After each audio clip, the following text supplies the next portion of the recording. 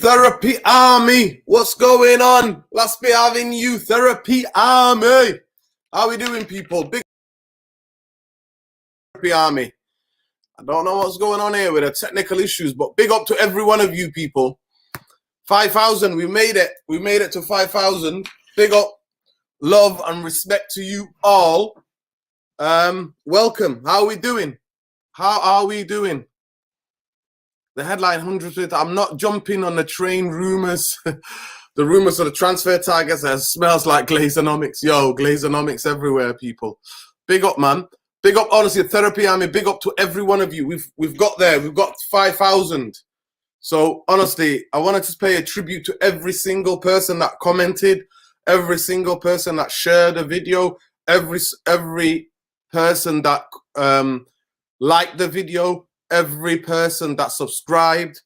We've built an army, people. We've built the community. So big up to all and every one of you. It's a bit choppy in Manchester, mate. Bit choppy. So big up. Man like Saeed jumping on. Man, he's on his one. Yes. Always, isn't it? He's always on his one for two. Saeed, we've not spoken since the Ten Hag news. First reaction, man. Talk to me, bro.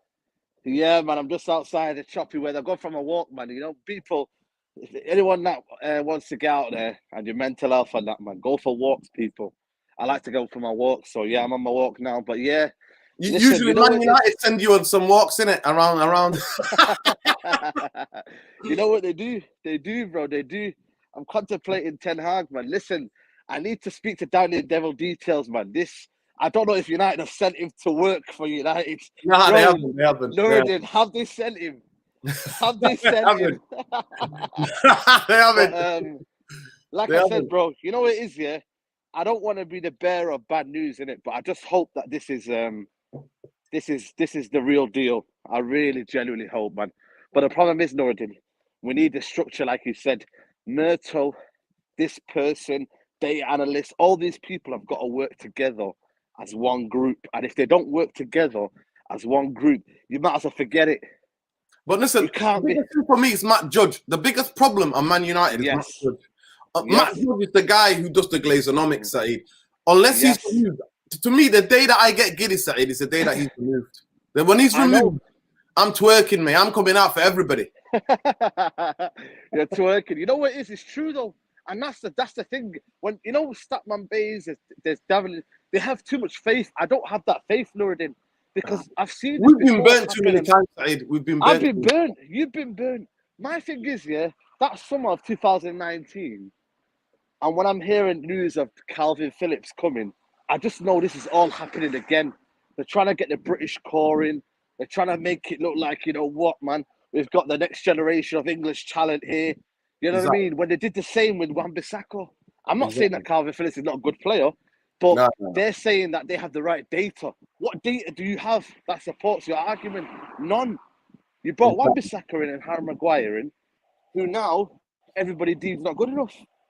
So I just want everything to be put in perspective, Nuruddin. And my thing is, is that I just want to know that Ten Hag's not going to be left in the... You know when they say lambs to the slaughter, Nuruddin? Lambs to the slaughter. I don't want Ten Hag to be lambs to the slaughter where we come in, he sells the project, and then it's another Van Gaal. Because remember when Van Gaal was coming in and he started to expose the football club and says, you know what? We don't have this, we don't have that. Exactly. You know, this thing's not going right for me. This thing's not going right for me. I just hope he's supported in the right way. But like I said to you, they know how to do this. They know how to get a good name and then not back it up. You know what I mean? So, yeah, man, what are you thinking about everything anyway? Listen, I'm just thanking Therapy Army. I've just come on live right now, so I'm thanking the Therapy Army. Oh yeah, big up, man, big up. Listen, Saeed, I'd like to say thank you to you for encouraging me to get. No, this is all you, man. This is all you. Bullying me, but genuinely, I don't think this is me. It's the Therapy Army, bro. It's these. Therapy Army. You know what? It's all down to them. It's all down to them. Trust me, it's all down to the Therapy Army. But that's it now, Nuruddin. 5K now. You're gonna have to start charging people therapy sessions. Yeah, man. Yo, big up. Big up to the Therapy Army. Seriously, big up. Good journey, man. When did you start? By the way, you started in lockdown, didn't it? Yeah. I started in lockdown. Yeah. So I don't know. Maybe a year and a bit. I think it is. Year and a half. I don't. Year and a half, man. You know what, man? Big up to you, man. Like I said to you, no clickbait, none of that stuff No, here. no, no, You no. give it. It's hard to sell something which people don't want to hear. You know That's what I it. mean? The real truth you're gonna get Well, on this bro. channel. You know what But I it was mean? always my intention to persevere, bro. You know, it's easy for me to do a new show. I'm going to be, you know, in the summer, I think I'm definitely going to do a new show about just saying that all of it is lies. Everything that we link Yeah, to is all lies. yeah. Posting these transfer rumors, It's mate. true. Remember Samuel Lucas today? Oh my God, this Samuel Lucas is so bad. He reported today that we're in for Calvin Phillips, and then there's a journalist who works closely with United, and he said there's no imminent reports or any sort of news detailing that Man United are after Calvin Phillips. So I think you should be on Samuel Lucas exposed watch in the summer. That's what Trust you should me. be on, bro. Trust me, bro. Trust me. Man You like get me? Samuel Lopez is getting exposed by me, Because mate. that's what he's gonna do. That's what he's gonna. Man You know, man like me United now is lives gonna. in Hume, bro. Man like me just lives Yeah, in Hume. bro. This is what it's gonna be now. This season, it's gonna be a lot of lies about United. Because I realize every time It's United already get a good started. selling point. If it was to the papers, we're getting Phillips, Declan Rice, Harry Kane. You know what? It's true though. That's what we're getting, man. That's what we're gonna because it's all the British core players. The media love to kind of make United a British core. I don't know Yeah, who leaks it out. Is it Neil Ashton that wants to make us like I don't know. yeah, Or is it man. FC? I don't know Trust what me, it is, bro. man. Listen, we all know that Woodward came out and said social media traction brings us money. You know, he said we're number one on TikTok. So the club are Yeah, not going to change exactly. direction. Neil Ashton's still Yeah, there. The video that you showed me of the when they were doing their quarterly announcement, Neil Ashton yeah. sat next to John Murtagh, Richard Arnold, Darren And Fletcher. They Darren were all Fletcher. Oh yeah, by the way, did there. you see about Darren Fletcher? What had happened? Apparently, a fan, 25 years old, went up to Fletcher and said, "What's going on here?" And then he went and then he said to, "Who the F are you?" And basically watched the game. Can you believe it? And then apparently he left on his own accord. And then this is what Andy Tate told me today. And basically, as he was leaving, security went around him and said, "Where you going? Where you going?" And then they had to hold him for like 10, 15 minutes. Obviously, I don't know who sent him. Maybe the Woodward and all them sent him. And then obviously they hold him. Then after that, when they found that there was nothing wrong, they let him go. So when you talk about North Korea, Man United, mate, because you can't say anything. And Yeah. all the older generation, they didn't say anything apparently. They all were like saying, "Get this guy out," apparently. Yeah, because like So you can't question. You can't question anything. What happened to wow, freedom of man. speech? Sorry. What happened to freedom of speech? There you go. That's what I'm trying to say, people. Yeah. No word of lie. I heard that today. Andy Tate told me today. I was shocked, man. I thought it was just a little No. It was on the miscommunication. evening news. Did you not know about it? It was on the evening news. No, I heard about. I seen it from where I was. No, he had Yeah. his say, man. You should read from the evening news what the kid said. He had his say, man. Wow, man. The That's man what was I'm trying having to his say, say man. on They're the getting evening news. rattled, man. They're getting rattled. Yeah, of course he's getting rattled. He's getting rattled. Listen, my guy, I know 100% Darren Fletcher did not want Ten Hag. We all know, Saeed. We all know that, bro. Yeah, we know that. I told you the conversation. Yep, he didn't want him. He didn't want that. He He didn't didn't want want that. him. Yeah, Yep, because it's like all these ex-players, he's like, oh, he hasn't got the experience. He hasn't got exactly. the He's experience. following You these know what I guys, mean? Wayne Rooney and all them. Experience. Like, did Fergie have an experience of like league, you know what I mean? Exactly. Old first division. Did he have any experience like did Klopp have? You know what I mean? Did any of these people have? None of did Jose have? No, None of no. these, mate. But you know And what it Jose is, though? He's a Mourinho. media darling, though. He's a media Listen, darling, isn't it, Pochettino? Listen, Jose Mourinho, hold tight to him. Losing games in the Europa Conference, mate. That's us next season, innit? We got beat by a team Bro, that I've never heard of before in my life. and he second leg in it, though. Second leg, though, innit? Yeah, but they got beat the Yeah, first man. leg. Wait, team that I don't even know where they're from, Saeed. Honestly, let me get the name for you. Let me get the name for you. They've lost, honestly. They've lost to a team. Yeah, man. And then he's going to blame a journalist. He's going to go mad at a journalist now. I tell you that now. Honestly. Like, they've lost to a team that I don't even bloody know about. Do you know what I mean? It's like, what the hell is going on? Honestly, Yeah. I'm just like, what is going like on? I said to you, with this Pochettino, they wanted an easier guy to come in, and then later on they could get rid of him. Whereas Ten Hag, there's going to be a lot of scrutiny. You know what they're called? This team is called Bordeaux Glimt. Bordeaux Glimt, mate. Bordeaux Oh my Glimt. God. I've never heard of them, man. Never. Yeah. I don't know where they're from. Big up to them, though, man, for beating Roma. I think they're Big up to them. Scandinavian team, yeah. Bordeaux Glimt, mate. Fair play. Might look like a Danish team or something, maybe. Yeah. But Bordeaux Glimt beat them 2-1. You know what I mean? That Norwegian team beat them last time 6-1 anyway, when he was at Spurs. Yeah. But these Scandinavians are good, man. Remember Michelin when we played Michelin? Yeah. Remember that the African youth, man? He was called Saisi or something like that. That's it. He ripped us to bits, mate. He ripped us to bits, mate. Absolutely. And it wasn't for Rashford coming on and making a name for himself. You know what I mean? Would have been out, mate. Out. Embarrassment. You get me? So, but yeah, man. Like I said to you, bro, Ten Hag, there's no future. There's no immediate success. There's not going to be a written success for Ten Hag. This is where the board now has to act. And this is where Danny the Devil Details, his boy Myrtle, has to come involved now and make his. Because I hear a lot of stuff like. Listen, I don't have too much faith. I give him props for choosing Ten Hag, but listen, I don't have too much faith. Do you know why, Saeed? Because the guy who's in charge of moving deadwood players out and bringing new ones in is who? The guy who's been in charge for the last couple of years, Matt Judge. Yeah, Matt Judge. Exactly. It's not going to change in terms of recruitment. And football, Saeed, is all about recruitment. Absolutely. Especially when the amount of players we need shipping out as well. Exactly. A lot of players need shipping out. At least a manager comes in. We at least need about 15, 20 people shifted in the next 2.5 years. Do you understand what I'm saying to you? 20 players at least shifted. Absolutely, man. Absolutely, bro. We need a lot of players out, like I said to you. And I just hope, like I said, you know what I mean? There's a full inquiry this summer. He comes in, he sets his president. I don't want it to be a sheep. I hope he doesn't come across as a sheep. I hope he doesn't bow down to the authority of the Glazers and the men in charge. Every man has compromised, Saeed. What do you think this is going to be different? How do you think this is going to... I know. I just hope there's a difference in it. You know what I mean? That's the thing, though. I see Ten Hag and I see his approach, and it gives me a little bit of confidence. But you know, when you go to a new environment, and one thing I guarantee you, Saeed, he must be allowed to bring in his own staff. And he has to bring in his fitness and conditioning guys in. Yes, and within 4 months, within 2-3 months, I guarantee you Man United will not be walking around. Man United players are not walking around. I guarantee you that. Absolutely. Even with these players. Because then we'll find out. Massive key. Yep. But then we'll find out the lazy. Yep. We'll find out who are these people. Yep. Who are, but then you're going to get the leaks done. My question is, the person who's doing the leaks has to be banned. I think Neil Ashton's role will be very, very key.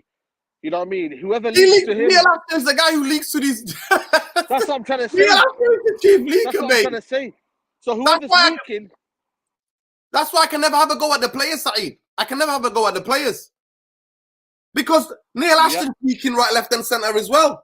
It's like everybody's leaking at this club. Yeah, exactly. So at least now we'll find out who's exposing it. Nobody can hide anymore. I remember the Van Gaal, man, everything was strict. Nobody really came out. So I just hope that he comes in and sets that authority. I just hope, Nuruddin. I really, really do. But listen, it's getting dark here. There's no light here, so I'm going to leave you to it, Nuruddin. Yes, man. Big up to you, bro. Listen, big up, Saeed. Big up. Yeah, man. Listen. You two have a good show, man. No, Saeed, listen, my last question to you. Yeah. How gassed are you? And are you on Giddy watch like me? Because you used to get giddy like this. No, I'm not giddy. I'll be honest with you. I'm not giddy. You know why I'm not giddy? For once, I have to watch the board closely. Today, when I heard the Calvin Phillips story, I said, oh my God, they're not doing this again, are they? So I just hope that I'm very, very kind of like, I'm happy we've got Ten Hag, but like I said to you. We haven't got him yet, Saeed. We havench got him yet. Well, there you go, exactly. You know, if any club can fuck it up, it's us. You know what? Imagine next week they announce Poch. Oh my God! You'll be see these. If any club these alleyways. If any club alleyways. It's this club. Yeah. It's this canal. You see the canal over there? That's me in the canal over there. Guys, I'm gonna be off here. Bless up, man. Big up everybody. And make sure people keep subscribing, man. The next road is 10K now. 10K is the next step, man. Big up to you. Love, bros. Yeah, man. Love. Peace, brother. Peace. Love. Yo, Tom, how are you? Congratulations, bro. Therapy Army, 5K. Big up to Oh, everyone. have you hit it? Have you hit it? Right? Yeah, we've hit it. Listen, Big up everyone. Big up. Come on. big up to everybody who's fasting as well. Big up to all Therapy Army, regardless where you are in the world. Like I said to you, like Saeed was saying, I'm not a guy who jumps on the hype. You know what I mean? This channel is never about clickbait. You know what I mean? It's never about clickbait. We try to talk about this. We try to go behind the headlines and we try to talk about things that the real important issues at this football club. And Therapy Army is all credit to you. But seriously, smash a like on the video so more people see this video. This is the reality check for United fans who are getting a bit too giddy. Like I said, Therapy Army is always on Giddy Watch. That's our job now till the next 2 years, 2 seasons at least with Ten Hag, right? That is our job. So please just know that we're here just to keep it realistic. No negativity, just the reality. Unless Matt Judge is removed, unless another director of football like someone like Mitchell is hired, if Man United hire Mitchell, if they get rid of Matt Judge, then I'll tell you it's time to believe. It's time to believe. But Tom, big up. How was the holiday? Welcome to the show. Your first initial view on the idea that Ten Hag is almost done. I know that Mark Hogden or the ESPN jumped ahead, but how are you feeling? How was the holiday? And how are you, bro? Yeah, not bad. I only arrived here today anyway, Nuruddin, so it got You there now? Yeah. Where are you? Yeah. Barcelona. Barcelona. I'm not good at paparazzi, but I give it a go, eh? I give it a go. On the United Therapy, we always give it a go. Where are you, paparazzi? Where are you? Oh, man. Talk to me, man. How's the weather? Must be nice in Barca. Oh, wow. Nuruddin, I went on with I went on with this thick Stone Island jacket. Wow. But it blew off me as soon as I landed. Yeah, man. No. But where do we start really with the news? I mean, it's obviously come out and everything. I was made aware of it from yesterday and everything, and I haven't been checking anything today or anything. I'm on vacation, so at the end of the day. But when news broke out and everything with what happened with Ten Hag and stuff like that, he's been made the preferred choice. It's been decided by the board. He's the man that they want. Yeah. Since November, people think these interviews. Oh, it's only happened 4 weeks. They should have decided well before. They've had since November at the end of the day. But one person I think a lot of people need to, I guess, if you want to thank for Erik Ten Hag, is Ralf Rangnick. The influence that he has had on the board, especially because, well, like I said to you, Nuruddin, in November they only wanted one person, that was Pochettino. And to come in November, regardless of what has happened on the football field, to change a whole board's mind and go in a different direction, that shows how much experience this guy has. And they must trust him and must trust his opinion. Otherwise, why are they following him in the way that they are? But even with the news, I think, let's not get giddy, everybody. Please, honestly, seriously, calm yourselves down. We're not, nothing's been paid, nothing's been signed. All this is just, right, we've made a decision. He's the person that we want. That's the stage that we're at. The Ajax talks and stuff will come. The compensation release clause, sort of these sort of talks and stuff will also come along with it. It's natural for these things to happen. It takes time.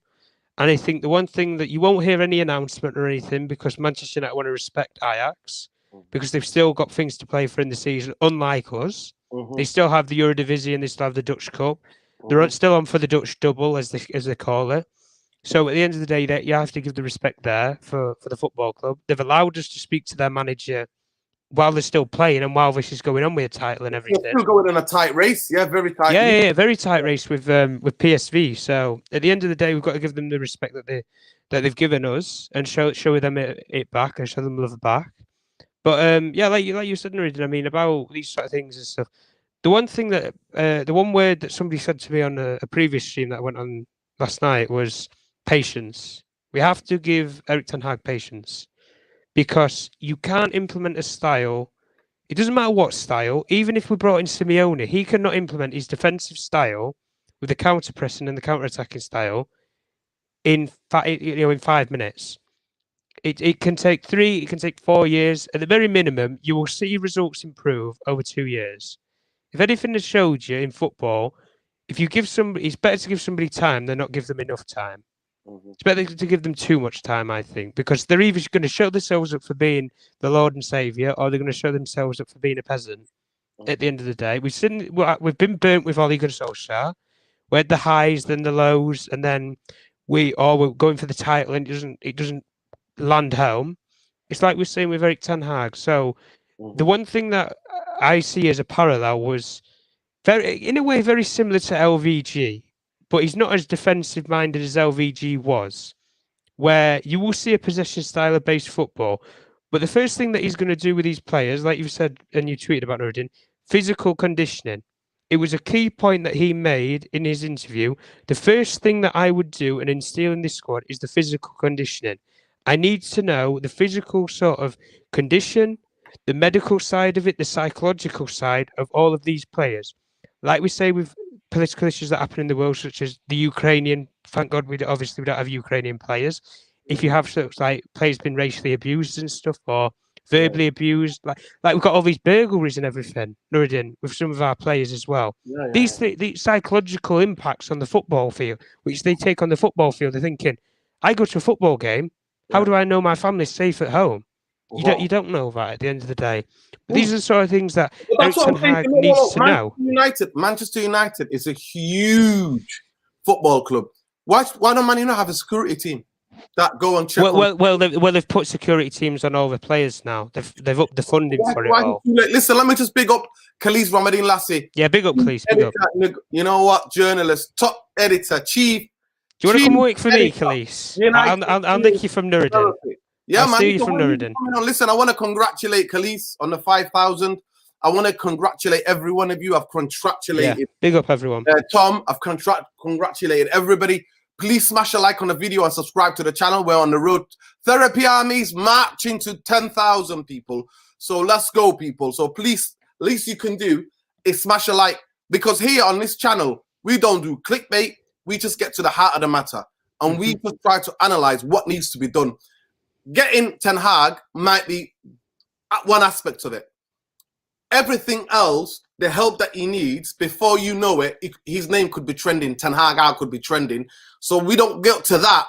And I'm telling you now, there are some fans who are daft enough, rival fans who will be bantering us, doing that on purpose as well, try to get that to trend, even before he steps in. But Manchester United Football Club need to give this guy everything, every help they can for him to succeed. Or else, guys, we'll go another decade without anything, and they'll sack him, get Pochettino, and then we go around and go around. So, please, smash a like for the fact that Therapy Army have now over 5,000 subscribers. Smash a like for that, and smash a like because here we keep it 100% truth. We don't try to clickbait you. We don't try to lie to you. There's no financial gain to be had from chatting rubbish and try to protect the brand. There's no brand. Here we're against the brand. We are. Yeah, that's true. There is no brand. We are against the brand. So please like, share, subscribe to the channel. Tom, Khalees is saying here, as it stands, I'm told there has been no talks between Manchester United and Leeds United or Kevin Phillips regarding possible. So the guy, I mean, remember the beat? There isn't any talks. I'll confirm that. There isn't. He's just a target for the summer. Exactly. But go on, Nuruddin, say what you're going to say. No. I'm just saying to you, like, if I wake up this morning and I see Twitter and I see Kevin Phillips, Declan Rice, Harry Kane. Oh, are we gonna next manager gonna be Ole Gunnar Southgate? You know what I mean? We're just getting England players. Nah, man, I'm not having it. Nah. I'm not having it. We're gonna be England, and we know how successful England are. Anyway, big up to every one of you. So Tom, Tom's in Barcelona, beautiful Barcelona. Tom, are you there for work or are you there to chill out for a bit? Chill out for a bit, and then I've got a. I don't think I told you backstage, did I? Because the connection cut off on the last stream.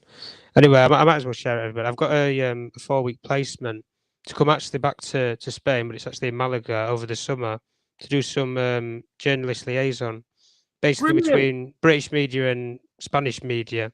So basically building a connection between the two sort of media groups for presenters and whatnot. Even if it's Brexit, Tom's there negotiating to get us back in, That's what he's negotiating. Tom is our man in Spain soon. He'll be there to negotiate it. He's negotiating for us to get back, mate, to get back to the European. Tom, we're only having a laugh on here, mate. I know that. I know you're not about that, bro. But big up, love, man. Big up on love, man. Listen, I want you to have a good time, man. Malaga is lovely, isn't it? Lovely little town. Malaga. Nice, passionate. I've been there. Really passionate about their football. So I hope you get the chance to go watch some football games in Spain and maybe do a bit of scouting, you know what I mean? A couple of players, fingers crossed. You know what I mean? The thing about Spain that most places show the games anyway. So you go to a restaurant and they're showing the game, you know what I mean? So you can watch, you can go for a bit of food, bit of dinner, and that's it. But Barcelona for me is a nice city, man. I love the transport there. It's so easy to get around, honestly. Have you downloaded the app? It's a 1930 Harley. Yes, sir. Yes, guys. How you doing? You can hear it. Congratulations, fan. We've reached 5,000. So we're here with just a bit of celebratory, and also we are reacting to the Van Gaal news. The Ten Hag news, and we've not spoken. But what's your initial thoughts on the supposedly hired Man United hired Eric Ten Hag as the next manager? Nothing confirmed officially, but the rumor mill is going crazy. Yeah, it is. It is. I saw it last night, and then I think it was on ESPN, and then I went on Twitter to check your feed to see what you said about it because I wasn't sure. And then today in the gym, one of the guys from one of the big channels, he he's talking to me about it, and I said to him, "Is it official?" And he goes, "It looks like it." So, and then I also heard, I think he said to me, or someone said to me, by one of the other channels, that he was the choice of the Glazers and Richard Arnold. Yeah. Irfan. Let me break that down for people who don't. I'm just saying to you what I've heard. Yeah. Mark Ogden, ESPN. Mark Ogden. I think he's been covering United for years and years, right? I think he's a former player. I'm sure he was a player back in the day. If I'm mistaken, might be mistaken. So no, he wasn't a player. No, he wasn't a player. No. Man UFC has involved those players who will be blocked from leaving. Eric Ten Hag will give every member of the squad a chance to impress when he takes over this summer. That means, Man United fans, that there ain't going to be a massive overall of change of players. Yeah. There isn't. If Eric Ten Hag is being told he has to give every player a chance, that means they're not going to be overhauled. But Irfan, I'll come to you. He's the one who said that. From the way that he's been leaked, that information has been given to him. The club has leaked. If it's true, the club would properly have leaked it to him. And they've said to him, make sure you mention the Glazers and make sure you mention Richard Arnold. Why is that? For the kudos. So the fans go, oh, they're not bad. Oh, they've chosen him. That's in keeping with Man United. That's in keeping with the PR machine, the PR stock machine that it is. Yeah. You know, like there's a quote, isn't there? There's a quote. I don't know where I read it, but Van Gaal said, if you want to choose a football club or do you want to choose a commercial club, I'm not quoting exactly, but that's what stuck in my head. You know, even before the news was leaked today or yesterday. You know, and that stuck in my head. Yeah, he's right. Does he really want to go to a commercial club? Does he want to come to a football club? I'm not sure. You know, obviously, I'm happy if it's the case that we're getting him.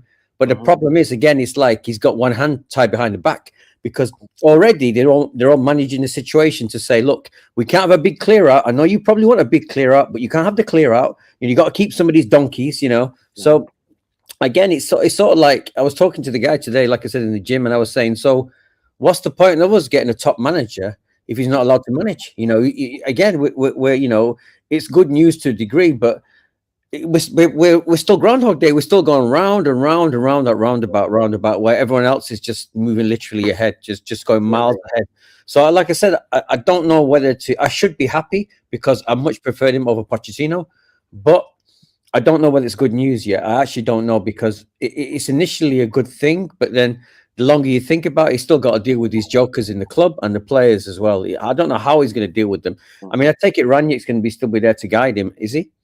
It's going to be, apparently Ranić's role is going to be a consultant. And consultant, you can consult from anywhere. You just need them on the phone, really, and when you're making big decisions. But big up to every one of you, please. There's over 100 of you in here. Smash a like on the video. And big up to Therapy Army again. I can never say this enough.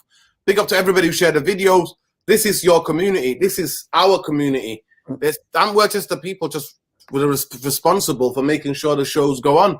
That's it. Yep. And in the next 2 weeks, you see the new channel, me and Irfan doing a podcast, weekly podcast, summing up the week. It's going to be partly political, partly music, partly food, partly film. So it's going to be an hour podcast, and we're going to be discussing current events, films that we've seen, music that we inspired. Irfan hopefully will tell you about his music. So those of you who are interested in culture and the arts will be able to see some. So big up to every one of you. Love and respect to you all. I've said this is a reality check, Irfan, because a lot of the fans are getting a bit too gassed, as always. Yeah, of course. We've been starved, but every manager, as you just alluded to just before, every manager that's come to Man United Football Club has had to compromise. Yeah. And for me, unless, I keep saying it like a broken record, unless Matt Judge is removed, this club is not serious. Matt Judge is the key holder. He is the guy who has the majority of power in terms of recruitment. He's the chief negotiator of Manchester United transfers. That's the reason why. Wait a second, Nerdin. This guy's the Woodward clone, though. He's the Woodward clone, yeah? Yeah, he's the Woodward clone. He's Woodward's friend, yeah? Woodward gave him that job, and the Glazers gave him that job because he is the vanguard of Glazonomics. So let me just break it down and explain it to people. The reason why Man United, he never negotiates directly through Man United as a football club.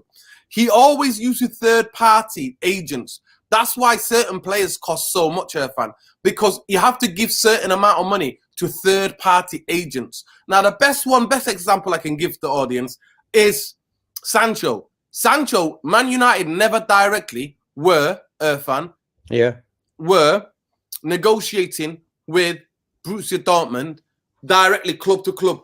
Man United were negotiating with Borussia Dortmund through third-party agents. Third party. And now, if you don't believe me, read what Romano was saying all up through at the time. And this is what he's known for. He's also the guy responsible for a lot of the things where we move like a slug in a transfer. Right. It's because Manchester United are listed on a stock exchange. Yeah. And when Manchester United buy a player, they have to be announced into the stock exchange because we are a, we are limited club with PLC. Yeah, we are a traded PLC. Yeah. What happens is that the amount of money we buy, that player then becomes an asset. What does that do to the shares? It boosts it. So he's there to keep the club viable in terms of the stocks and shares on the New York stock market. He's the banker. That's why they've chosen to be there. And that's why we don't operate when it comes to the transfers as a proper football club. We don't operate it. We don't. It takes us a long time to get everything because he's negotiating constantly through third party. Tom, are you back? Tom. All right, Tom. Irfan, I saw your Facebook Big post. up, Irfan. Genuinely sorry for your loss, bro. Tell us a little bit about your friend. Oh man, the funeral was today, man. I was just like, I was in London. I didn't make it, but I spoke to because he died. My friend died suddenly. I knew this guy when I was at Man University in the early 90s. I lived with this guy. He was a Pakistani brother, but he was like me. He was a very kind of modern, was very deeply into music, and he just sadly passed away a couple of days ago. I just woke up, East London boy. Didn't wake up the next day, so I'm still trying to come in terms of that. And obviously we spent years together because we used to live in Rusholme together. When you were still you was probably still a teenager then. So it's just like I said, I'm still in shock, to tell you the truth. I cannot believe that this guy's gone. It was a very lovely, giant, warm-hearted, selfless brother. He would do anything for anyone. A guy in the street, anybody had nothing, he'd give him money. One of beautiful souls he was, a gentle guy. Even from a lovely family. His dad was a doctor. Just a very, very sweet, gentle boy. And he's the one that really introduced me to. I got to know because my brother was at university in East London as well. I got to know all of East London. I got to know all the communities in East London, especially all the way from what I would call the central line, going from like Bethnal Green all the way to Essex, all the way. I got to know the area really well through this guy. He taught me all that part of London. So I'm a bit sad today. There's another one gone. Another one of my friends that I'd known for 30 years gone. That's two that have both died, and they were man. They weren't even 50. They weren't even 50 years old. They weren't even 50. Yeah, it's crazy. I went to a funeral. I'm sorry for your loss there. Yeah, sorry to hear that as well. I went to a funeral for a very good friend of mine. Very good friend of mine. I've known for 30 years. One of my best friends. His dad passed away suddenly, and then the funeral was on Sunday. So it's one of them, man. A lot of good people are dying, but you know what? It's the only thing that's guaranteed, isn't it? Yeah, it's the only thing that's guaranteed. You know, it's lives for a bit and then dies. Yeah. I mean, look, it gets back to the same old lesson, and hopefully we'll say this even more. But the message from this, like I said, guys, with all the people that you really value in your life that you haven't spoken to yet, that mean something to you, just ring them up, find out how they are, send them some love, go and see them. Yeah. And I know it sounds very cliched because, you know, we're all different generations. Yeah. But just ring up your friends, whoever they are, even if your parents, anyone, brothers and sisters, ring them up, go and see them. Yeah. Because sometimes life teaches you that lesson. It slaps you across the face when you're not even expecting it, man. I'd not seen this guy for 17 years. I've not seen him for such a long time. I'm busy, you know, busy with their lives, isn't it? Has he left? But the thing is, his best friends are still very close to me. So we all used to meet each other. Apart from him, he became quite reclusive. So, but I'm saying, you know, whatever you do, guys. Has he left any children, Efan? No, he didn't. He's like me. He didn't have any children. You know, he was very clever. I'll give him that. Yeah. But no, but honestly, he was such a beautiful guy. He was such a gentle, lovely, lovely guy. You know, we used to go to the raves together. We used to go ministry, Hacienda. We used to go all the clubs together. We used to do everything together. You know, so I'm very, very sad. But like I said, you know, please keep in touch with your nearest and dearest. Don't leave it off and say I'm going to catch him next week or next month or next year. Yeah. Bring them up, go and see them. Yeah. Because it will ease some of the pain in your life. Trust me, it will. Yeah. Tomorrow's not guaranteed, people. Yeah. Tomorrow's not guaranteed. Listen, welcome back, Tom. Tom, if you read this for us, go ahead and read this for us, bro. I'm just trying to look up for something, but read this. Big up Khalees, Chief United, Chief Editor of United. Big up Khalees, Ramdin Lessie, man. Big up to him. Yeah. Eric Ten Hag wants two major guarantees at Manchester United. A backroom staff that fits him in a total setup to change the club's philosophy. From Marcel van der Kraan on Sky Sports News. Right. Tom, I'll ask you the question. Do you think this club's going to do that? Or do you think they're going to say to him, you can't dictate that to us, and then he's going to get up? I think they will. I think they'll let him do it, personally. Because but they lie to every manager. They've lied to something's different, though. No, it is. So something's wow, definitely... even Tom. Wait. Listen, let Tom have his optimism. Let him. Go on. Breaking news on United Real Therapy, people. No, because officially, Tom did the application form to get his Giddy army. No. Wait a second, Nuruddin. Wait. Let the brother speak. Come on, relax. Go on, Tom. Go on. I've been burnt too many times to dig my claws in that deep, Nuruddin. But I'm actually with you. So you go speak. I'm actually with you on this one so far. I'm with you so far. Go on. Wait, see, I just think it's something a bit. I don't know. There's just a different feeling with it because we know what the obvious option was. Well, it was Pochettino. Wanted him for years. It was Sir Alex Ferguson, you know, his choice and everything, blah blah blah. But this sort of style of football that he would want to bring to the club was what actually beat us in those two finals. The Guardiola football, the total football, the passing channels, the movement, everything. That's what beat the great Sir Alex Ferguson that we had at the football club. And we need to move away from those principles. We need something new. We need something modern. And this is why, when we've done these things about with coaching staffs and stuff, like we've kept some of Ollie's team on, like Mickey Phelan and stuff. For example, these people ain't staying. They're shipping out. I mean, I don't know if it would call it. I mean, getting an ex-player who's either Dutch or has some connection to the football club, who the only reason I don't think that's a club appointment. I think that's over Ten Hag's back because he's not managed he knows the Premier League, but when you get there, it's the shock that you get from it because of how fast it is compared to the European leagues week in, week out. You've got a game every 3 days over Christmas, or even some cases 48 hours to plan for a game.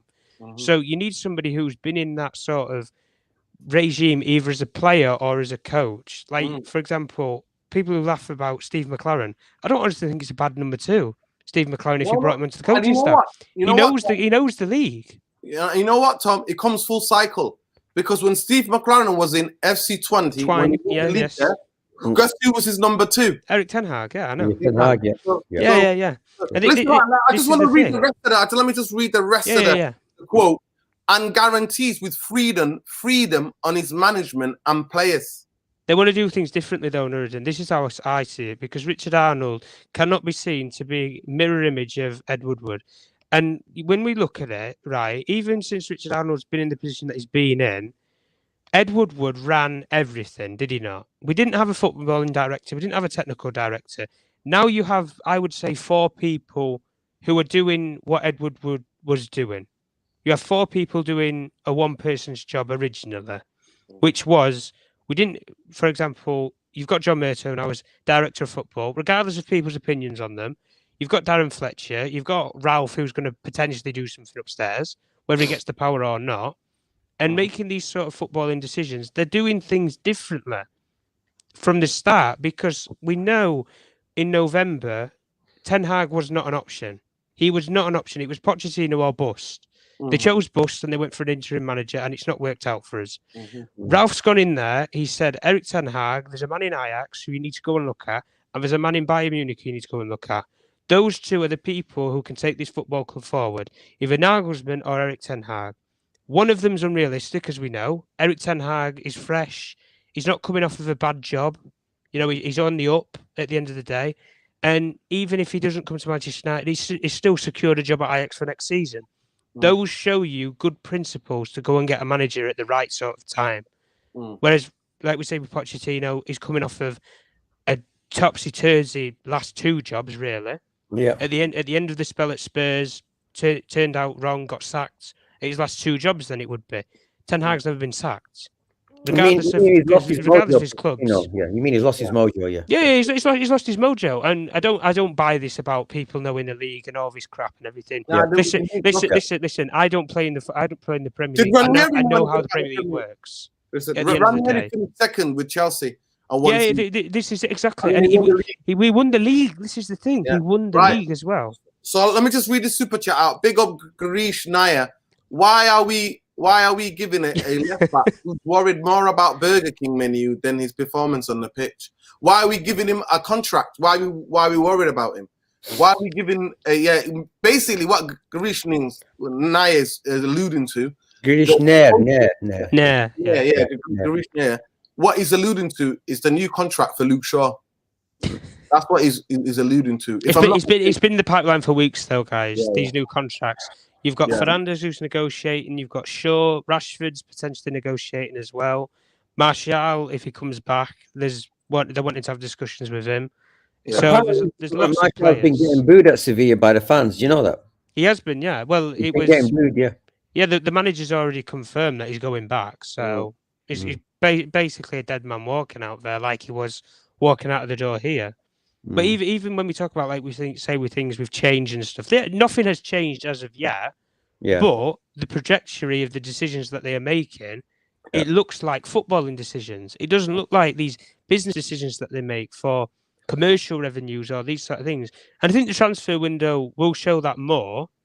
But like we say, the easier option to go down the same route that we have done. If Edward was in Richard Arnold's seat, I promise you now, Eric Ten Hag would not even be on the table.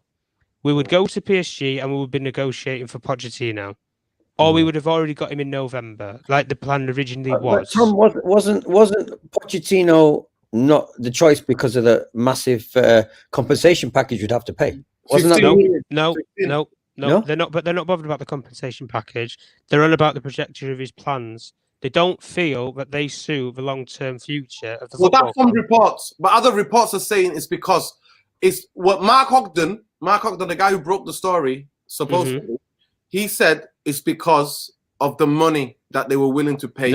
And that PSG are asking in records. Nuruddin, if you recall it though, in November. Go on, Tom. Counter what he's saying. If you recall it in November though, regardless of the price, it was 20 million euros that PSG would have wanted in compensation for Poch in November. Man United were prepared to pay that. The only reason why they didn't let him go, they couldn't get a replacement. They couldn't get any 3 of their replacement targets, which is Nagelsmann, which is Conte, or which is Zinedine Zidane. They couldn't get any of them. So they wouldn't let him leave. So they were prepared to pay 20 million in November. They're easily prepared to pay even less now to get him at the end of the season near enough. So that's the balancing arguments as that. So if people are saying about this with compensation, I don't need to come up with facts from people that I know or anything, or people that tell me things. It's plain and simple. You're going to pay. You'd be happy to pay less than rather pay more, would you not? Especially at Man United, where everything's about making money or saving money anywhere that we can. So if anyone wants to factor in context of it, the difference is about 15 million. The difference is about it's about 50. Yeah, it's about 15 million. Yeah, 16 million. Because for Ten Hag is 1.5 million. That's what it is. Nearly 2 million. So that's what. It's 2 million euros anyway. Yeah, but also you remember you can't discount Edwin van der Sar and all this. You know, his influence. This is what he wants to do. Listen, he wants to do well. Well, big up Khaleesi said. Eric, this is the other. This is Sky Sports. Marcel van der Keren on Sky Sports. He's the Van der Kraan, Van der Kraan, coach expert. He says Eric Ten Hag would like to take Urian Timber. Or and Anthony would cost about 70 to 90 million. I can't see Man United paying 70 to 90 million for Anthony, even though a lot of people rate him highly. From what I watch him in the Champions League, he's a special kid, but I don't think he's worth 90 or 70 at this moment in time. Sorry. Pre-lockdown football, you know what I mean? I don't think he's worth that. Me personally. But yeah, I don't know. No, nobody's giving props. When do you give props to Richard Arnold for the good work? I give him a good props when he gets rid of Matt Judge as a chief negotiator at Manchester United, and then he hires Paul Mitchell. Then I can say, you know what? Yeah, I understand that you're different. Until then, nobody's getting giddy around here, mate. Off picks, but lots of love. Big up to every one of you. Please smash a like on the video. There's 150 of you in here. Smash a like on the video, please. It helps with the algorithms. Big up to many, man. Listen. Bro, this is all on you, all the regulars. Natalie, Windy, you know, Natalie, yes. Listen, Super Nick, Ade, Helena, Abdullah, Gary, and all the people I can see here. It's the therapy army. I'll stop naming individuals. It's the collective of the therapy army. It's you guys that have done this. It's you guys that have done this. Seriously. It's an absolute privilege to talk facts, talk football with you guys, because we don't try to clickbait anybody around here. We're not that kind of channel. The only thing what I'm going to be doing is maybe in the summer doing a transfer where I think it's not going to happen, or how realistically it's going to happen. We'll do that. We'll debunk it. That's what we're going to do. But we're here. We're anti-commercialism. We're anti-Glazer. We're anti-bankers. That's what we are on this channel. So, can we just go back to this Ten Hag thing then? Yeah, right. Because you've seen the way Ajax play, and obviously, you know, we play at snail pace. You know, essentially. I'm still wondering, what is he going to do with those players? I can't work out at the moment. Well, it's sink or swim, fan. The biggest thing for me, the most important people, Tom alluded to, like, there are three links at the moment. There's Van Persie, who's at Feyenoord, getting his badges there. He's a coach at Feyenoord. There's Steve McLaren, who's worked closely with him at FC20. And there is René Mullenstein. Who's also one of the best coaches at Man United, especially working. Jaap Stamps already said he's not interested. For anybody who wants to know, listen, one of the best. Actually, I saw a quote from Jaap Stam. He said he might be interested. Is if the club called him, he might not be able to say no. He did say that. But that's the club though. Yeah, that's the club. So anyway, that's the club. Yeah, but so it's René Mullenstein, Van Persie, and Steve McLaren. I'm like, why can't we have all three of them? I'd rather have those three. Then not have, do you know what I mean? Have nothing. You know what I mean? But the most important thing, even before those three, are the fitness and conditioning guys there, fan. Yeah, they are. Because for the football that he plays, there's nobody walks around there, fan. There is no passengers. I know. He wants to bring his strength and conditioning coach. Ask me this question. How is he going to deal with those plush egos, those comfortable armchair footballers that have got so comfortable with extreme money that they earn, for the pathetic performances they put in? How is he going to deal with them? How is he going to play them? I don't understand. He won't. He might not play them. Some of them anyway, because we look at his philosophy of young players and stuff. Ajax have got money to compete with European giants if they wanted to. If they want to go and spend 60, 70 million pounds on Tchouaméni in the summer, they could do it. But they don't do that. They go for the cheap. They go for the cheap models. They go for your 5 million gems from Germany or your 5 million gems from South America, and then develop them for 3 years, and then you get the players like you get Frankie de Jong. come out into your team. You get these sort of squad, not squad Of course, players, but of they course. develop into the It's a first team classic way of players. developing young players. Who've got Yeah, potential. which is the right way of doing it. This is how all football should run this way. All football teams should work this way. But sadly, we're in a neoliberal, ultra-capitalist world where money talks. So at the end of the day, I hear you. It's the original football principle. I'm with you all the way. But sadly, can you compete? Listen, big up Gary. Listen, big up Gary Scott. Nuruddin, come on, man. Tell us it doesn't matter who the manager is to shower unless it is useless if he's allowed full control of buying and selling, building his own. Oh, that's what we're saying. That's what the show's about, bro. We're talking about bringing his own people. We're talking about him being able to say, he said it there in his quotes. That's what he's saying. He wants full control. So I know the deal's not done yet.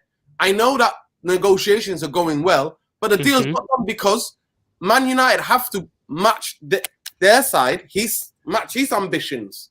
And because this manager is in a stronger position. I'm telling you now, if this is Pochettino, he's saying, yeah, don't worry about that. We'll discuss that later. Let me just become the Man United manager. Well, he's not guaranteed a job. That's the thing, though. He's not guaranteed another job after PSG. He's not. Whereas if these negotiations break down, well, apparently he's been linked to. I mean, I don't know. Maybe it's the cronies that he's linked to. That he's got a couple of people who love him in the press, but they're linked to Real Madrid job because saying that Ancelotti, not in a million years. Ancelotti, they always liked Pochettino. They wanted him before. So listen, big up to every one of you. The question is for me is that to me, we're all waiting to see if there's real change. We're all waiting to see if there's real change at this football club. And all I will say to you guys is that we will all be revealed. It's like exactly the same thing I told you when we were all asking us. You were asking me, Irfan and Tom, if we're going to win the league this season. And we were like, we will see. Ronaldo came, exposed the whole thing for what it was. So did Ralph. Exactly. Did people think we were going to win the league this season? Yeah. I said, I'd rather have got two midfielders instead of Ronaldo. But people were laughing at me. Anyway, he says, let me just get to Khalees. Khalees said, Paul Pogba, Jesse Lingard, Edson Cavani, Juan Mata, Tahith Jung, Lee Grant will all be on their way out in December with their contracts are up. So, wow. So Matic still could be there. Oh my God, we're never getting a CDM. Matic has still got one more year left. I mean, but look at Nuruddin. He's the only CDM we have. He's the only one we have. After he's had 2 weeks rest, he's not playing international games. We can't even start the game. And now we're going to have him for another season. It's just a pure jokes, honestly. What do you think, the Irfan? Do you think we'll see some change then? What do you think? I'm trying to err on your side, a slight bit of optimism, because surely we you can't keep bringing these guys in and not allow them to do anything. Surely they're not that stupid. But then again, it's very hard to gauge, isn't it? Because obviously up the back room, the people that run the club from behind the scenes, are all about commercialism. They're not about making football decisions. So it's like, they did right to get Ralph. They've done right to get Ten Hag. But there's a huge but. And I don't want to destroy the optimism of the fans because, we're getting a serious manager again. One is much more experienced because Ralph, I mean, I told Nuruddin, I think he'd only managed maybe, I don't know how many games in the last 90 games in 10 years. How many games? 90 games in 10 years. Yes, I mean, so I read that somewhere. So I wasn't that surprised because you haven't managed enough in the last 10 years for you to be taken seriously. But he was an interim guy. And the players said to him, no, they can't do it. The players said to him, no, we're not doing this madness, this pressing. Yeah, this high fast rate. Yeah, because they don't have the engines to do it. That's why. No, they also know that he's not going to be here that long. So why? But Nuruddin, let's be honest. They're in the comfort zone. Yeah, football is passing them by. The level of football running the game today is passing our team by. Forget that. We're like a Serie A team. We're not like a Premier League team. The way we play. Forget that. On Saturday, I happened to be there. I was one of the unfortunate ones that was there in the stadium, and they were all left the game. Yeah, they were all with their flip flops. They're playing like they were on flip flops. Yeah, they were walking around like they were on the beach. But Nuruddin, they've been like that for many years. Listen, let me just take this, Sanjina. What name is, bro. You know what? They're never going to have me on MUTV, mate. They never. A fan rang in. It's on Twitter. You can check on YouTube. Fan rang in and test about the owners They shut him down straight away, cut him off. It's a dictatorship. Yeah. It's a dictatorship. Yeah.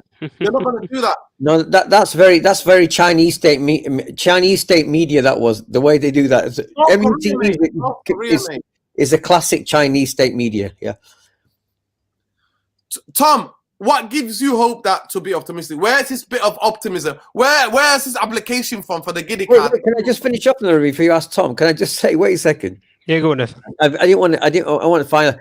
I do share Tom's optimism because we as fans have to try and be positive, but we can't be over positive. We have to be a little bit positive. Because let's face it, positivity in the fan base, whether we like it or not, and in life in general, whether it's a workplace, in your family, whatever, it does sort of pass on. It does. We're human beings. We do operate that way. So I am trying to be positive, but like I said, I'm a very cautious positive. Is that a fair way of putting it? Cautious positive, yeah. Irfan is one flip flop on the bench. That's what Irfan is. No way, man. Come on. Showing five toes. He's not showing you the 10 toes. He's showing you 5. There's no other rational way of looking at the situation and explain to people. Listen, Irfan's there with his binoculars, having a cup of tea in the morning, going, "Man United, have you sorted your shit out yet? Have you done it?" Right, and he's like, "Right, I've not done it. I'm going back inside." But I've watched the team since the 70s. I've seen the trajectory of the club. I've never known it to be like this in my life. Louis Edwards and Martin Edwards took over. When I was a child supporting this team, I've seen the trajectory of it. I've never known it to be strangled by a corporate American company that destroyed it as much as ever. I mean, I'm trying to think. This is like Man United is worse than a Greek tragedy. You know that? Watching Man United is insane. Business level, on every level. If you run a plumbing company, if you run a cricket, even a different sporting team, you look at Man United and you cannot believe one of the greatest sporting teams in the history of sport is being run into the ground like this. You cannot believe it. You just can't. So there's my cautious positivity around the bigger thing hanging over our heads. Listen, I just want to go and discuss before Tom answers. The next bit is the fans. So thank you, Ade, for reminding me to talk about the fans, because this is a well-dealt feud. If it's not going on by December, Ten Hag out will be trending. So Irfan, I'll go to Tom, managing the expectations of all of us fans. How long is it going to take? Remember, with Liverpool, the great Jurgen Klopp finished 8th, I think, finished 6th or something like that. And Liverpool fans were getting a bit jittery, but they stuck with him. How long do you think the patience, the patience of the fans is going to withstand, knowing that how much of a horrendous we've been in the last 6 years? We've been horrendous. We've been horrendous. We might have won a Europa League and a League Cup, but apart from that, last 6 years, what have we done? Really? What have we really done? So how do you think about managing? For me, I personally believe if he gets his fitness coaching and conditioning guys in, within 3 months, we will see a massive jump in terms of the style of play and the system of play. We will be able to see that. Now, are the fans willing to be patient? Because from the rumors that are coming from his side, he's saying this is a 5-year project. Within 5 years, we'll be challenging for the league title. Now, I'm asking you, Tom, are some of our fan base, especially the younger ones, who have not seen Man United sniff a league for a long time, are we willing to be patient, do you think? Personally, yeah. I think we've got to be, really, because like we say, we tried, been up and around the houses, for every single style of manager, and some of them we've given time to, like Ole Gunnar Solskjaer and Mourinho. We got success, like we say, progression was with Solskjaer, with the squad and everything. You could see it going places. Mourinho was progression in terms of we were winning things. Love it or hate the style of football, we was winning trophies at the end of the day. LVG had a clear style. It was boring. The fans had enough of it, though, at the time. But he couldn't get it across in the short amount of time he had at the football club. But the big important thing that he was never given his number 1 or 2 targets. He was given. Yeah, well, this is the thing. Even with Ollie, for example, Fernandes was not Ollie's number 1 attacking midfield target. It was Jack Grealish, if nobody knows. So we haven't given these people the right sort of players that they want. But at the end of the day, how long would I personally say it's going to take? I do agree with the trajectory. It's going to take about 5 years to possibly challenge for the league. But I would say at a very minimum, I think we need to give it 2 years. And then you will see clear progression within the team because it will be a completely different team. It will be a completely different, some of these players won't even be here because he'll have had a couple of transfer windows to get in the sort of players that suit him. Even if they're not his number 1 or number 2 targets, there's still going to be players that will suit his system. But I think the basics of what we have to wait, and that is probably going to frustrate a lot of people, this squad needs to learn how to pass. And that people might look at me and think, I'm looking a bit stupid. I look a bit stupid by saying that. But when we look at the fundamentals of Dutch football, it is revolved around passing and movement. And if you don't have that, you will not play for this team going forward under Erik ten Hag. Football intelligence, Tom. Football intelligence also plays a key part in it as well. If you don't have a football brain, I'm sorry to say it, plays like McTominay, if he can't educate himself in 2 years, he will be gone. Or he will not be playing in the first team. Put it that way, he'll be on the bench. And like we say with some of the other players, decision-making in the final third, Marcus Rashford, will be very, very questionable. If he doesn't educate himself and book his ideas up, he won't be part of this squad. Because like you say, there's players out there, there's Timber, there's Anthony, there's loads and loads of... Erik ten Hag will be scouting hundreds of players from age ranges from 16 all the way up until about 25, 26. The latter stages of development in players to then get them to the primes in the ages of 27, 28 years old. So when you look at the old trajectory of it all, give the man the time that he needs, give him the budget. And I say a budget, I don't want £200 million for him to spend. Because if that's the case, we will spend minimum of £100 million player out of that budget. That is a guarantee. We will probably spend £100 million on one player. Whereas you give him a budget of £100 million, he's got to be resourceful with it, but also smart with it. I.e., he won't be buying just one player when he knows that he needs 3 or 4 players in the team. He will market around price tags.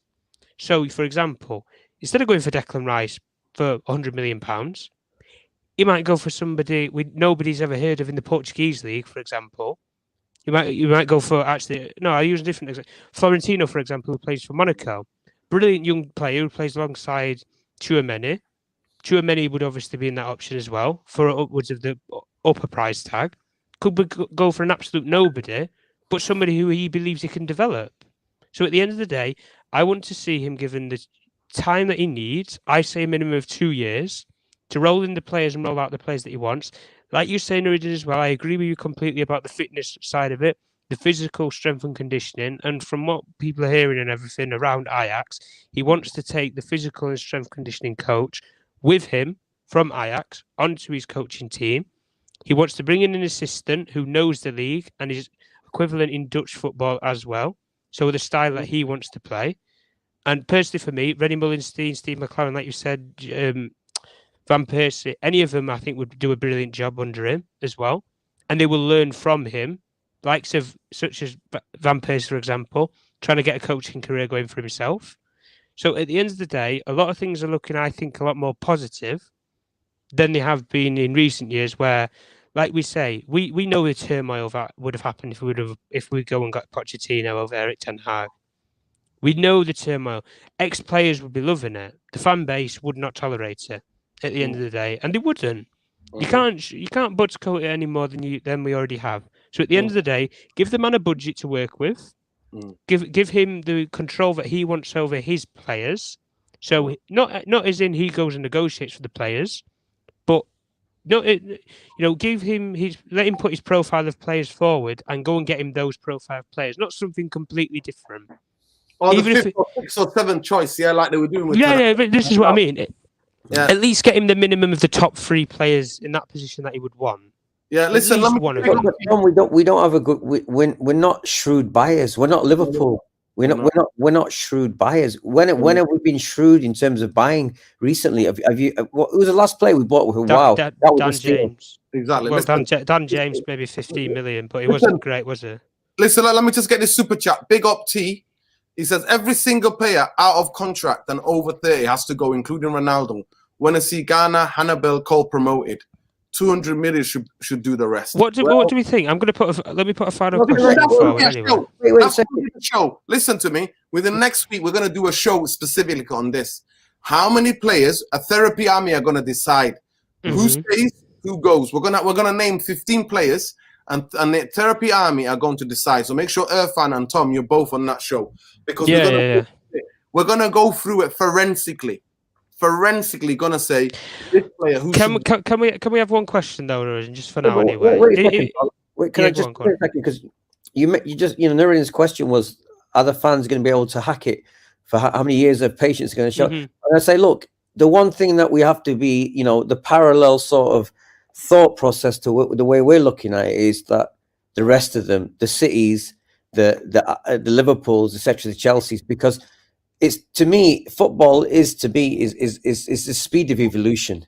So the problem is, many years ago, you had more time to develop when you were playing catch up with the team above, but you don't have that anymore because football is moving so fast. The game is moving so fast. No secrets anymore. Game. Like, I don't think fans have got the patience to handle it because the way the game has changed. You see, so you say 2 years, 3 years, 5 years. He's definitely not going to get 5 years. The fans are definitely going to be patient for 5 years.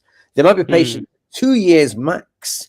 Is that the way I think about it? We need progression. We need progression. Yeah, but even with Van Gaal, when Van Gaal came, Van Gaal was never going to succeed because the new game had passed him by, and it's a new game now. It's a Ten Hag game. You got the last of the old guard, which is, you could say, Klopp and Guardiola they're the premier of this game. Some guys going to take over for them with their philosophy and tune it even better. But it is a young under 30-year-olds game. That's the way the game has gone now. You've got to be deadly. You've got to be a Lewandowski or something like that to stay in the game like that. But he's an amazing provider.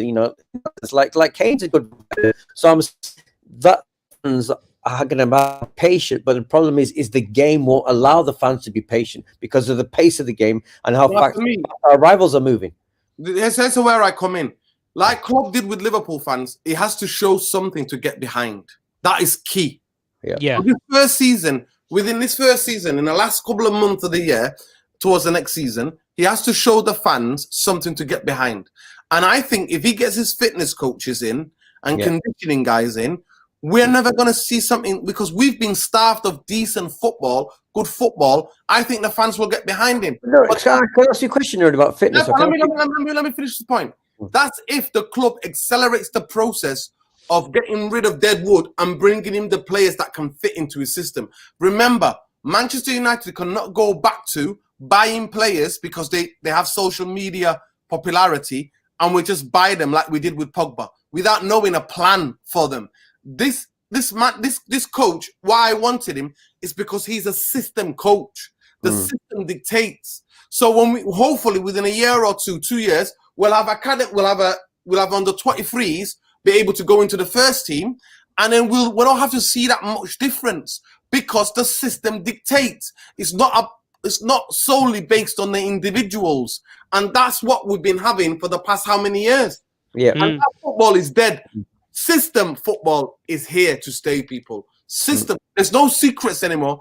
Everybody's using the same analytics on the computer things to judge players, and that is what we need to go. It's science-based. That's what football is becoming. Science-based. It ain't rocket science. There's no secrets. But we will do the show next week to talk about and break down how many players we think we should get rid of. But the other points that Irfan, what you're forgetting is the fact that the key thing is the conditioning and the fitness, guys. And how many of these players think, because Ten Hag is a good man manager, regardless what people say. I just want to say quickly, he's a good man manager. He's not a massive egotistical guy. He won't be saying this and that about journalists. But for me, him being allowed to bring his own people in, him working with the directors of football or technical directors and stuff, work within that team to identify specific players, not the most expensive. And that's why it's worrying for me. And that's why it's these agents, clowns, who are tagging their players' names to Man United. Phillips, Declan Rice, Harry Kane. I'm like, are we buying the whole England team? We're gonna have Ole Gunnar Southgate in charge then. What this guy is about I'm looking at specific players. Like, can he still improve and still in a style of play and a system into someone like Rashford? Can he still coach him to get the best out of him? Can he do that with Diego Dalot? Can he do that? Can he make Bruno more defensively disciplined other than 100 miles an hour? Just try to play that long ball over the top like we do with like where we do counter attack, where we rush everything. It's about possession, like Tom was breaking it down. It's about keeping the ball as a team, and he usually has 3 at the back because he knows the risk you take to play through the lines and on a transition. So he usually has 3 players at the back like that, right? 3 players out of the back. That's what usually happens. And those 3 there are to stop the counters. That is what they're there for. But everybody else is contributing. And one of the most important people in his team is the right back. The right back is super important. Yes. So yes. there's a lot gonna be quickening on. Is he gonna be quickening exactly what Ten Hag wants him to do? So we're gonna find out, people. We will find out. Like I said, what they're saying is that the deal is at its last stages, but nothing has been signed yet. So don't be shocked and surprised if next week we hear all talks are breaking down and we got Olachino. Don't be surprised about that as well. I'm not trying to give you guys a heart attack. I'm just being realistic. It's the Man United thing to do. Man United will be on the edge of that cliff to try to redeem themselves, to bring about change, but they'll go against that and go with their own ways. So we never know what's going to happen, people. But listen, we've been here now for 1 hour and 11 minutes. I'm going to go out with one more final question with Irfan and Tom. But before that, I want to thank every one of you, Therapy Army. Big up to every one of you. Every one of you. Because this is your community. You've built this community. So please share, like the video, get more people to subscribe to the channel, because so the army grows and we have a realistic football opinion. And none of the things, there's no agenda, no branding, none of this. We talk about the real stuff. And Saeed mentioned it when he jumped on earlier. It's so hard to try to tell the truth in a world where nobody wants to speak about the substance issues, the issues that are at the heart and the crux of what's going on at this football club. Because I could just be talking about this player's going to sign, that player we're going to get, that player we're going to win the league next year, we're going to win a Champions League. Like most of the channels do that. Get giddy, get hyped. But here we're serious football people, and then it's knowledge to you. You know more than anybody than the bankers who run Man United. You know more than any of those clowns. You know more than any of these ex-players. Because they spent a week with Olachino. They think Olachino's the guy. No chance. But Irfan and Tom, I'll go to Tom first. Tom, if let's say this comes off, realistically, I know you mentioned that before. Realistically, where do you see Manchester United finishing in the next 3 to 4 years? I mean, it's hard to say, really, isn't it? I mean, it's a hypothesis, you know. Just think about it. I mean, if he gets, like you say, regardless of who the new manager, if it's Ten Hag, Poch, or whoever, if they get like the backing and stuff that they deserve, because we deserve to back a new manager, love them or hate them, they probably do deserve to get the backing they deserve and get the people around them that they need. I mean, I think the realistic thing for the next 2 years should be 4th. I know I know a lot of people think, well, Man United shouldn't be challenging for 4th, blah blah blah. We are at the level that we are. We will be competing with Spurs and Arsenal for the next two years. I personally think so anyway, where we're going to have to be getting into that top 4 for the final position, because the top 3 clubs aren't going to be shifting anytime soon, I don't think. Well, we never know what's going to happen with Chelsea. Bar a complete capitulation with Chelsea over the new owners for the next few years. But like you say, I think if he gets a 4th year, he must be doing something right. If he gets to his 4th year, if he gets a 5-year contract and he gets to a 4th year, he's got to have been doing something right to even make it that far. I personally think so anyway. Whether he's won something along the way or, you know, he's just progressed the team like Klopp did, got to a lot of finals, didn't win out, but you could see something that you could get behind, like you said, Nuruddin. If we can see something to get behind, I think the fans will buy into him and give him the time that he needs along the way.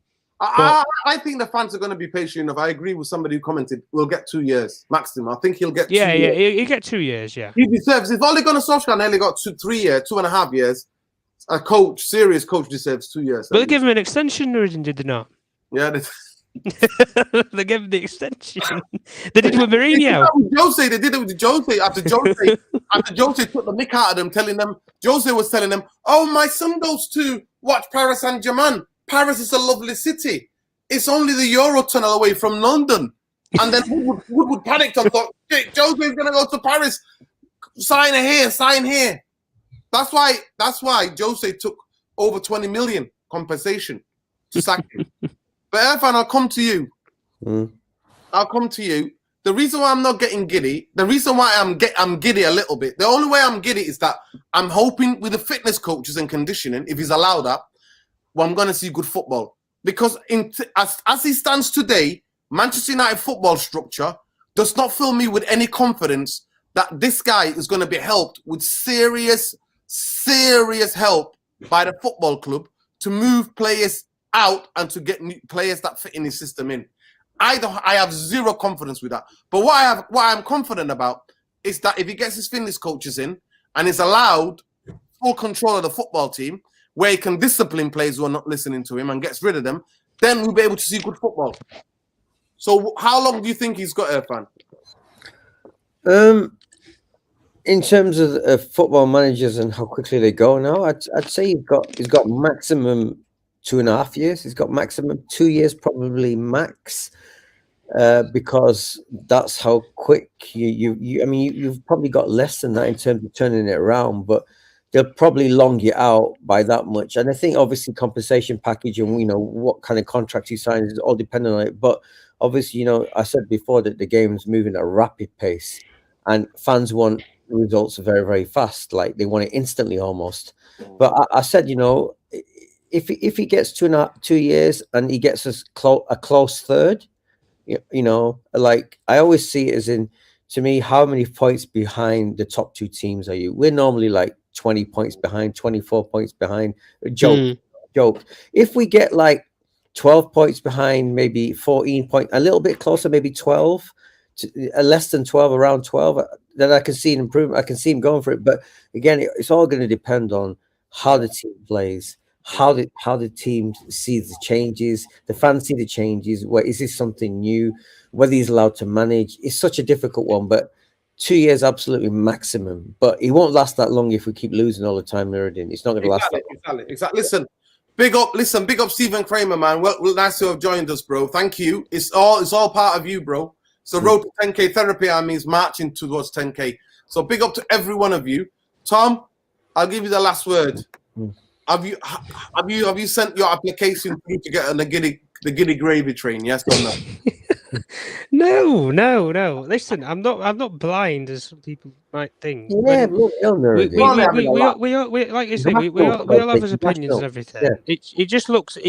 Honestly, it looks different to how it has been. That's how I see it anyway, because we've got all these different, regardless of opinions of footballing people at the club, we've got job roles that we didn't have 2, 3, 4 years ago. We didn't have directors of football, technical directors. I don't even think we knew what they were at one point in time. So to at least have them, and now we've got, like you say, chief executives coming out and leaving the footballing decisions to, regardless of your opinions, footballing people, John Maytrell, Dan Fletcher, Ralph, people who know football at the end of the day, have worked around it for years, rather than going down the business model of things. Things just look different right now. Whether it's going to work out in the long term, I'm not a mind reader. I can't read. I can't see into the future or anything. Exactly. But at the end of the day, if we can have optimism, but don't let it kill you. Put it that way. Well, to me, I don't have any massive optimism. The only optimism. No, I don't have massive optimism. I've got portion. Yeah, the only thing that I have is the football. We'll see different football. That's my only hope. But big up CM, big up Super Nick as well. I know she's not here tonight, but big up Super Nick, Logan, all the usual. But Therapy Army, you've been absolutely fantastic, man. And like I said, you are on the road to 10,000. So big up yourselves. Like I said, me and Irfan in the next couple of weeks will be sorting out a podcast. Those of you who are interested, we'll be setting up the new channel. We're talking about football, current events. We're not talking about football, actually. Is there going to be no football on that channel? It's going to be current events. It's going to be film, music, food. That's what we're going to be covering, and culture as well, and art. Any decent exhibition for you guys to check it out. So we'll see. Obviously, we're going to play tomorrow, Saturday. So tomorrow evening, we're going to do I'm going to be having an Everton fan on, hopefully, fingers crossed. And we're going to do a preview of Manchester United's trip to Everton. Everton, who are seriously facing a serious relegation battle, 70 years. You should see Sheila, Sheila's absolute spitting kittens. She must be, man. After losing to Burnley, come on. Sheila's one of my neighbours. It's got really serious. Die-hard Evertonian, Sheila. Yeah. And she's like, don't talk to me about football. That's his neighbour. Sheila's his neighbour, by the way. Oh, right. Yeah, she refused to come on. I tried to get her on here, but she refused to come on. But she's like, don't even get me on here. For me, we'll see how serious Man United are in terms of now you're getting the right coach. Can you build a proper football structure around Ten Hag? If Paul Mitchell is hired, if Matt Judge is removed out of that, being he's the negotiator of all footballing matters, contracts, then you will definitely get my attention. But like I said, big up to all of you. Please smash a like on the video. Subscribe to the channel if you're not already subscribed. And please join us tomorrow. I'll be doing it, I think, around 8 o'clock or maybe 8:30 at the latest. 9 maybe.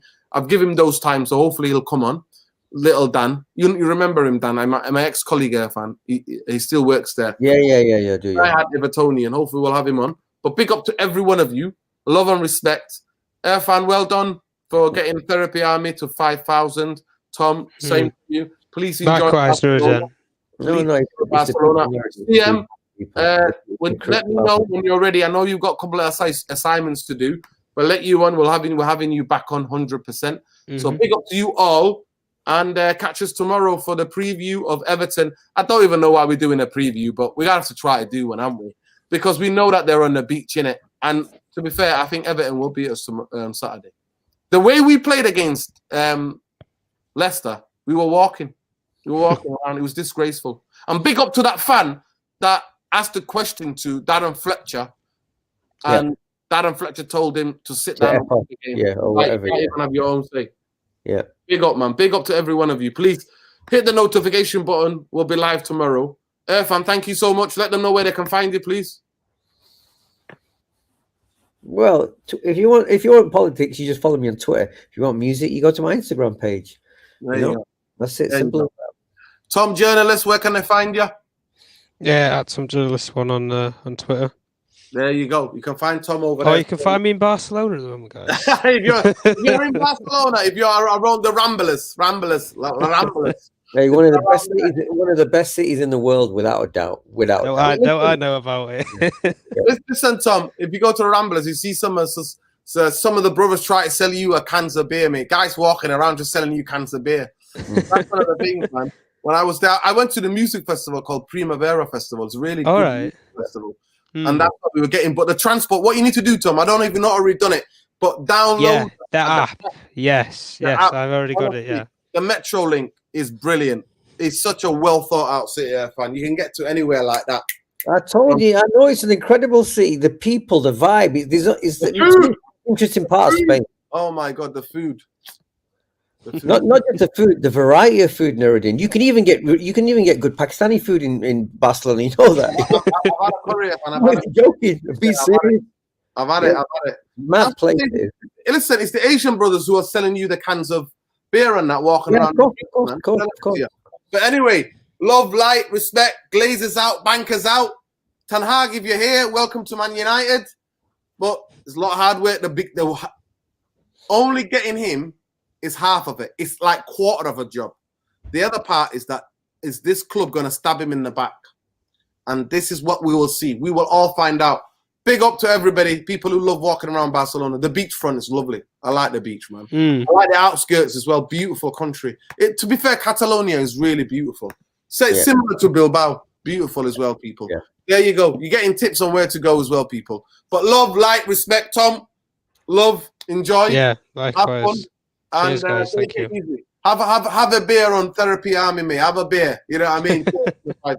You've been part of it, bro. Big up. Love and respect, people. Catch you tomorrow. Take care, people. Therapy Army. Where are ya? Lost me having ya. Peace. Peace.